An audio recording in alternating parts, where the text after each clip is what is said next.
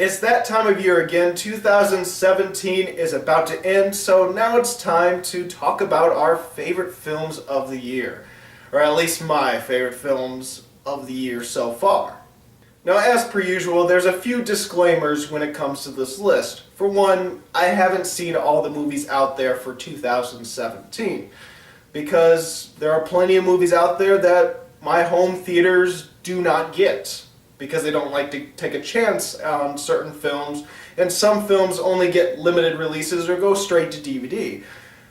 Now, with that said, I have seen 165 movies this year, so that's a pretty good list to pick from. So if some of your favorites are not mentioned in this list, chances are that I haven't seen them, or they're lower on the list. Also, when it comes to 2017, I judge the movie off of its theatrical release date in the US, being that I live in the US. So if it had a limited release in 2016, but a wide release in 2017 for the US, then I consider it a 2017 movie. So you might see a few movies on this list that you're thinking, hey, that's really a 2016 movie, that's not 2017. Well, I go by it because they had a wide release this year. That will also exclude some other films that have a wide release next year while limited release this December. Some of those movies will not be eligible even if I do see them. Also, a bunch of these movies in my list currently could change and swap places as I see more movies and rewatch movies. This is only the end of the year edition. This isn't the complete full list. And lastly, of course, this is my own opinions. This is my list.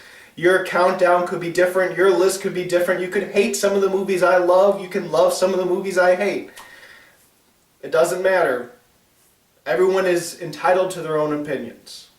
But with those disclaimers out of the way, let's actually get into the countdown. And even though I do have 20 films I'm going to go over in this countdown, there are a few that just didn't quite make it. And they could go higher on the list as I rewatch some of these films, but for now, here are the honorable mentions. The Lost City of Z, Dunkirk, Guardians of the Galaxy Volume 2, Detroit, The Red Turtle, I, Daniel Blake, The Founder, The Big Sick, and Get Out. These 9 movies didn't quite make the list currently, but as I said, if I see some of these movies again, my opinions on them and my scoring of them could vary and change, boosting them up or boosting them lower down on the countdown. So, my number 20 is Professor Marsden and the Wonder Woman. And if you've never heard of this movie, well, when this came out, I knew very little about this movie. I only knew the title of the movie, didn't know anything about it, didn't think our theater would get it, so I didn't pay much attention to it. Surprisingly, it was one of the oddball movies that my home theaters picked. And I got to see it in theaters, and I was glad because this was pretty fantastic. Now, inwardly, I was a little worried that I would go there and see a bunch of kids with their families, because a lot of people will go to something superhero and think it's a superhero movie. I mean, it does have Wonder Woman in the title, and it does have the poster that looks like Wonder Woman. And so I was worried that that was going to happen, kind of like how kids go to rated R superhero movies like Logan and Deadpool. But it was just me in the theater and a creepy old man that laughed at all the sex scenes in the movie. Just that kind of creepy laugh where it's like, yeah, take it off. He was right behind me. And I have to say, this was a very fascinating movie to me because not only is it about Professor Marsden, who eventually created Wonder Woman, and it is about the creation of Wonder Woman and his theories and how his theories work in the comic book, but also it's about his love life and how he falls in love with, he has a wife, but him and his wife fall in love with another woman, and the three of them have a very positive relationship between the three of them that's not all Hollywood, not all conflicted. It's actually very sweet and heartwarming, and it was nice to see on screen. It's not toxic like 50 Shades of Grey relationships. And yes, there is kinkiness involved in Professor Marsden and the Wonder Woman, such as bondage. That's where Wonder Woman's lasso came from. Oh, and then the whole truth of the lasso thing. Yeah, Professor Marsden, they created the lie detector, and that's in this movie as well. It's just very interesting to see the lives of these three people, their relationships, how they have to deal with this relationship during the 50s when something like that is really not allowed, and kind of, or was it the 20s? I forget what era it was, but it was one of those eras where, yeah, that kind of thing is not allowed, and there's sort of community conflict with their relationship. It was directed really well. The structure of the movie was pretty interesting, and everyone was a great actor in this film, especially our main three roles, played by Luke Evans, Rebecca Hall, and Bella Heathcote. So the three of them were absolutely amazing. Also, another small supporting role that was really great was honestly Oliver Platt. He was really funny in this movie. Those four, plus almost everyone else in this film, did a fantastic job. And if you've never heard of this and you find yourself interested by what I said, go ahead and try it out. It's pretty interesting. Just know it's not going to be for everyone. Another movie I was very surprised that our home theater got was Ingrid Goes West. And this was another film that surprised me because I wasn't really interested in it. Didn't think we would also get it, so that's another reason why I wasn't too interested. But then we did get it, and it got some really great scores, and then I saw the trailer, and I'm like, hey, this could be interesting. Damn light. Turns out Ingrid Goes West is an insane movie that I highly enjoyed. This was crazy. This deals with social media addiction and this one main character who is pretty much a lunatic, but it doesn't really make fun of her in that sense. It doesn't like, haha, look at the crazy girl, but it's more like, wow, you really need help and I really care about the character, while at the same time still laughing because it is darkly comedic. The obsession, the stalking, the social media, it is insane in this movie. And it really puts perspective on some of the, it puts perspective on some things. It's also another one of those movies where you see the character just going through what a slow motion train wreck throughout the movie, where it's like her life is just getting worse and worse, and you can see how her life is going to get worse and the just bad decisions she's creating for herself. And it's like watching a train wreck in slow motion, and it's really fascinating while at the same time just, God, heartbreaking as well. I'm not a big fan of Aubrey Plaza. She was amazing in this film. God. Go check this one out. It is insane. Alright, so what is a top 20 countdown without a big blockbuster movie? And so the first one on this list, my number 18, War of the Planet of the Apes. And by God, this was awesome. Now, I love the franchise. Dawn of the Planet of the Apes is still probably my favorite film of the three. But this is a close second. This was amazing. It was great. It was heartbreaking. It still had that drama that you can't believe. Shit. It still has that drama between the apes that make them so human and so relatable. And it's so surprising that a film can do that, but it is amazing and done probably even better in War of the Planet of the Apes. And motion capturing, voices were great. Woody Harrelson was a good villain, but he still can't replace Koba for me. Koba was still my favorite villain from this entire franchise of War of the Planet of the Apes. Or, sorry, the Planet of the Apes franchise of the trilogy. And this was a really great end to the trilogy. I don't know if they're going to make more or not, but it was amazing. Now, of course, I'm going to have some divisive films in my countdown because it's my personal favorite. It's the ones that I feel are great. And everyone has different opinions. And for me, I really love this movie. You either love it or you hate it. Number 17 for me is Mother.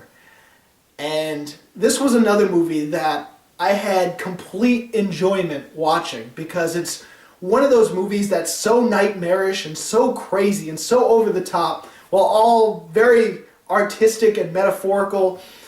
And it builds in so many ways that just my mouth was just open almost the entire time of this film, especially the last third of the film. And I highly enjoyed almost every minute of this crazy, insane ride.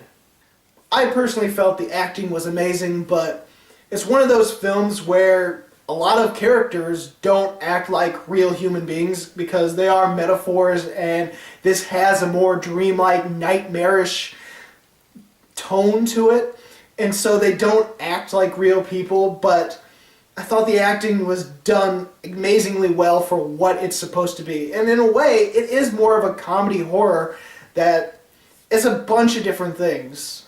I love the biblical metaphors to it, and I feel that there is a few more things deep under the surface of different interpretations that could be told about this movie. And I'll enjoy once I buy it and watch it again. I never got to review it. Hopefully I'll review it someday, because I had a blast. My number 16 is surprisingly Spider-Man Homecoming, and out of the Marvel Cinematic Universe, this is the highest one. I thought it would be Guardians of the Galaxy Volume 2, but for now it is Spider-Man Homecoming. And Tom Holland was an amazing Spider-Man when we first got a glimpse of him in Civil War. And when we got a full-blown movie with Spider-Man, this Spider-Man, he proved himself, and he was top-notch Spider-Man. I love that this movie found a way to not really tell an origin story, but still have an origin-like story, because it is him still developing his powers. It's still him finding out what kind of superhero he really is. And it's the origin of the superhero rather than the origin of the powers, if that makes any sense. This was a kick-ass movie. Michael Keaton was an amazing villain, I feel, and this was a great movie. Now, my number 15 might not be in other people's countdowns, and for some people this was a very big disappointing movie. For me, I loved it. It came out on my birthday. It is Kong Skull Island. Now, sure, I have an affinity for giant monster movies, and some of the worst giant monster movies I'm still entertained by, so I'm a little biased, but Kong Skull Island was freaking amazing. I thought all the acting was good. There was a lot of top-notch actors involved. I like the story with Samuel Jackson. I like the whole Vietnam War influence in this movie, and a little bit of definitely a Vietnam type movie, just set in a Kong giant monster universe. There was a lot of awesome fighting, and yeah, I don't think it beats the final kill in Godzilla, but the final kill in Kong Skull Island, pretty damn close second. Pretty brutal close second. Alright, my number 14 is, to many people, technically a 2016 movie, but it had a wide release in January 2017, so I'm calling it a 2017 movie. Hell, I didn't even get it in any of my home theaters. I had to see it later, and finally got to see it. It is Silence. Silence is another masterpiece by Martin Scorsese, and this thing is brutal. It is a little long, and I can understand people not liking this as much, but it is brutal. It is also hopeful. There's religious prejudice in it, and it is hard to sit through, I will say, but the acting is amazing by everyone involved. The visuals, the score, amazing. It is another masterpiece by Martin Scorsese. I feel like there's plenty of other masterpieces that he's done that I do ultimately like better.